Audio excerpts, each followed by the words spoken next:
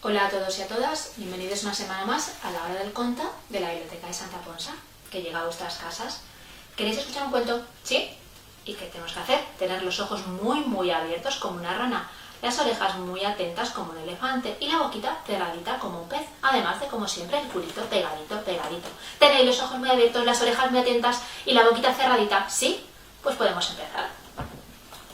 El cuento de esta semana se titula La zanahoria gigante y es de Satoe Tone. La zanahoria gigante. Un día, 1, 2, 3, 4, 5, 6 conejos, que eran hermanos, encontraron una zanahoria gigante. ¡Vaya, qué grande!, dijo el pequeño. Se pusieron de acuerdo, la desenterraron con mucho trabajo y decidieron utilizarla de la mejor forma posible. ¿Qué podríamos hacer con ella?, dijo el mayor.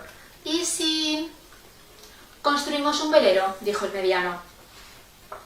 Así podríamos cruzar el mar, añadió, y se imaginaron a bordo de ese magnífico velero, surcando los mares, sintiendo la brisa marina y pescando atunes.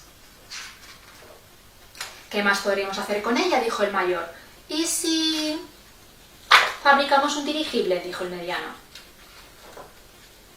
Así podríamos ver el horizonte, añadió, y se imaginaron subidos en la cesta del inmenso dirigible, viendo las cosas muy pequeñitas, el faro, las casas, a los atunes, y diciendo adiós a los pajaritos. ¿Qué otra cosa podríamos hacer con ella?, dijo el mayor. ¿Y si plantamos un jardín en el cielo?, dijo el mediano.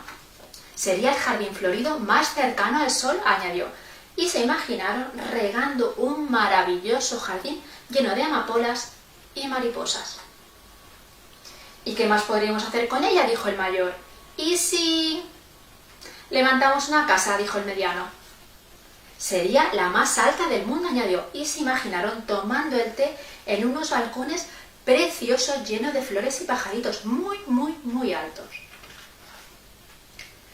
Hemos imaginado todo lo que podríamos hacer con la zanahoria gigante, pero ahora estamos cansados y tenemos hambre, dijeron a coro los otros tres. Tengo una idea, dijo el pequeño. También podríamos comérnosla.